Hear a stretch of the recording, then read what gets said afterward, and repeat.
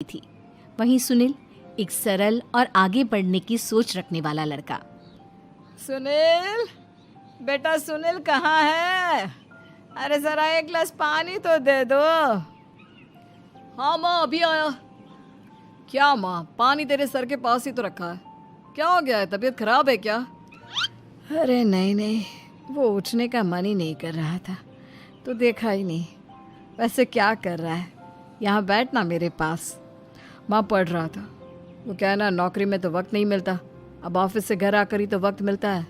अच्छा अच्छा ठीक है, पढ़ ले जा बेटा। सुनील पढ़ लिख कर और आगे बढ़ना चाहता था, लेकिन माँ की तबीयत खराब देखकर सोचता है कि शादी ही कर ले। कब तक माँ का ख्याल वो अकेले रख पाएगा? तो एक दिन, माँ ये ममता है, मैंने इससे शादी कर ली है। तुम्हारी तबीयत भी ठीक नहीं रहती, तो मैंने सोचा शादी कर लेता हूँ। घर संभालने वाली और तुम्हें संभालने वाली कोई आ जाएगी तो अच्छा रहेगा। माँ अचानक से सामने बहू देखकर हैरान रह जाती है।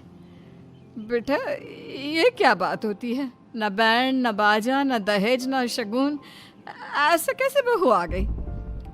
माँ तू तो जानती है, मैं नौकरी के साथ पढ़ाई कर रहा हूँ, तो कहाँ से इतना पैसा बचा पाता कि धूमधाम से शादी करता। वैसे भी माँ, लोग तो आकर खाकर निकल जाएंगे, इसलिए बस वैसे ही। माँ जी, मैं आपका ख्याल रखूंगी। वैसे भी ये आगे की पढ़ाई कर रहे हैं, अच्छा कुछ कर गए तो सबके दिन फिर से अच्छे आ जाएंगे। सास को ममता की बात ठीक तो लगती है, लेकिन मन में कहीं ना कहीं लगता है कि कहीं बहू बेटे को लेकर फुर्र ना हो जाए और फिर तो वो रह जाएगी अकेली। बेटा देख, मेरा जो कुछ भी है वो सुनील ही है, और सुनील का भी अब इस दुनिया में मैं ही हूँ और कोई नहीं। क्या सुनील? बिल्कुल माँ, लेकिन आज से ममता भी मेरे जीवन का अहम हिस्सा है, जैसे तू है। सास को बड़ा बुरा लगता है कि उसकी सल्तनत में कोई और हिस्सेदार कैसे हो सकता है। कैसे कोई और उसके 30 साल के बेटे की जिंदगी में अचानक से आकर बराबर का हिस्सेदार बन सकता है। देख बहू, मैं भले थोड़ा बीमार रहती हूँ, लेकिन इसका मतलब यह नहीं कि घर की चीज़ों में मेरा कंट्रोल खत्म हो गया है। मैं आज भी इस घर की रानी हूँ, समझी? बेटा सोचता है कि ये माँ को अचानक से क्या हो गया। कल तक जो माँ कहती थी कि जिंदगी का कोई भरोसा नहीं, वो अचानक से जंग के मैदान की झांसी की रानी कैसे बन गई? माँ क्या हो गया है? सब ठीक है ना? अचानक कैसी बात कर रही हो? ममता का आज पहला दिन है, स्वागत करो उसका। आसपास की आंटियों को बुलाओ, नई दुल्हन की मुंह दिखाई करवाओ।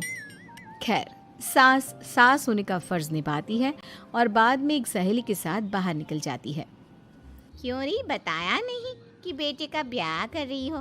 वैसे तो सारा दिन हम ही में घुसी रहती हो। अरे मुझे भी तो अभी पता चला, यूं अचानक सर पर लेकर आ गया। कहता है बहू है माँ तुम्हारी, अब इसको भी इतना ही मैं प्यार करता हूँ जितना तुझे करता हूँ। लो जी, ये क्या बात होगी? क्यों इतना प्यार करता है? अरे माँ का प्यार तो ज्यादा होता है। अब उसको तो कोई दूसरा पति मिल सकता है, लेकिन तुम ही बताओ, क्या माँ की ममता किसी और की हो सकती है? ना जी ना, बेटे को समझाओ ये बात। अरे क्या समझाऊं, मुझे तो खुद ही समझ में नहीं आ रहा कि क्या हो रहा है। जो बेटा कल तक माँ माँ करता था, अचानक से बीवी बीवी का राग आलाप रहा है। देखा, उसकी बीवी ना सुंदर और जवान है। सुंदरता के आगे तो एक से एक नहीं टिके, तो तेरा बेटा किस खेत की मूली है? सास को भी समझ में आ जाता है कि बहू की सुंदरता के आगे माँ का प्यार किसी काम का नहीं। उधर बीवी, ए जी, अम्मा जी सहेलियों को छोड़ने गई थी, अभी तक आई नहीं, हम देख आए क्या? अरे रहने दो ना, आ जाएंगी। कहाँ जाएगी, उनकी आदत है, एक बार जाती है तो पूरी पंचायत खत्म करके ही आती है। अच्छा ही है, खाना वाना खा कर गई होगी। छोड़ो ना, घूमेगी तो खाना पचेगा, नहीं तो ऐसे ही खाट पकड़ लेगी। बहू भी शांत हो जाती है। उधर सास सोचती है कि आज थोड़ा देर से ही घर जाती हूँ, जब बेटा परेशान होकर ढूंढेगा तब मजा आएगा। बीवी को खुद ही पता चल जाएगा कि माँ के आगे उसकी दाल नहीं गलेगी। लेकिन वहीं दूसरी ओर घर पर, ए जी, माँ जी अभी भी नहीं आई, हमको तो घबराहट हो रही है कि क्या करें, जाकर पता करें किसी के घर। अच्छा, कहाँ जाओगी ये भी बता दो। पहला दिन है तुम्हारा इस घर में और एक ही दिन में मोहल्ला छानोगी क्या? हाँ, तो आप भी तो नहीं जा रहे हैं ना, हमको फिक्र हो रही है। अरे यार, ये रोज का है अम्मा का, खाओ और सो जाओ। बस फिर क्या था, बेटा बहू खाना खाते हैं और कमरे में सोने चले जाते हैं। उधर जब सास को कोई देखने नहीं आता तो वो हार कर घर आ जाती है, जहाँ वो देखती है कि सारे घर की लाइट्स बंद है। सास को गुस्सा आता है, बहू, ममता बहू कहाँ हो? लेकिन सारे दिन की थकी बहू को ऐसी नींद आती है जैसे किसी ने भांग की गोली खिला दी हो। वो तो नहीं उठती। उठकर आ जाता है बेटा। अरे क्या बात है अम्मा, काहे चिल्ला रही हो? अरे सो जाओ ना, सुबह की थकी है बहू, वो सो रही है। जोर से बोलोगी तो नींद खुल जाएगी उसकी। माँ को गुस्सा आ जाता है। फिलहाल तो सो जाती है, लेकिन मन ही मन ढेर सारा जहर बहू के लिए भरा होता है। सुबह बहू चाय बना रही होती है कि सास धीरे से गैस तेज कर देती है, जिससे चाय का बर्तन जल जाता है। और जैसे ही बहू चाय का बर्तन उठाती है, उसका हाथ जल जाता है। मेरा हाथ जल गया। वो जोर जोर से चिल्लाकर इधर उधर भागती है कि सास थोड़ी देर में उसके हाथ में पानी डाल देती है। हाय रे बहू, क्या कर रही हो? पहली बार रसोई छुई हो क्या? सासू माँ गलती से गैस तेज रह गई थी और बर्तन जल गया, जिससे मेरा हाथ जल गया। हाय रे, कितना गंदा दाग। छी छी छी छी, मुझे तो उल्टी आ रही है तेरा गला हुआ मांस देखकर। तू ना मुझे अभी साथ से खाना मत लगाना। बहू भी खुद का हाथ देखती है तो उसे भी रोना आ जाता है। कुछ दिनों के बाद सास की सहेली आती है, बहू चाय बनाकर लाती है। उसके जाने के बाद सहेली कहती है, बहू की सुंदरता ऐसी है कि कोई भी दीवाना हो जाए। वैसे तेरे बेटे का क्या हाल है? अरे वैसा ही है, बहू के पीछे लट्टू। क्या करूं, कुछ समझ में नहीं आ रहा। मैंने तो बहू के चेहरे पर दिवाली के पटाखे की चक्री फेंक दी, उसका पूरा चेहरा जल गया।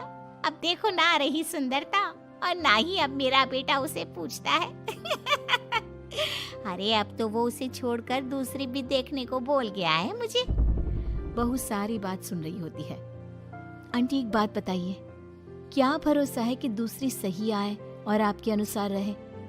देखिए आंटी, मेरी सासू माँ को गलत बात सिखाने की जरूरत नहीं है। हमारा परिवार साथ में खुशी से रह रहा है। देख बहू, मेरी सहेली की बेइज्जती ना कर, वही अच्छा रहेगा तेरे लिए, समझी? बहू नहीं मानती है। वो बार बार उनकी सहेली को घर से निकल जाने को कहती है। तभी सास की सहेली पास के चूल्हे से लकड़ी लाकर बहू के चेहरे पर लगा देती है। बहू जोर जोर से रोने लगती है। अरे ये क्या कर दिया? मैंने कहाँ किया, ये तो तूने किया।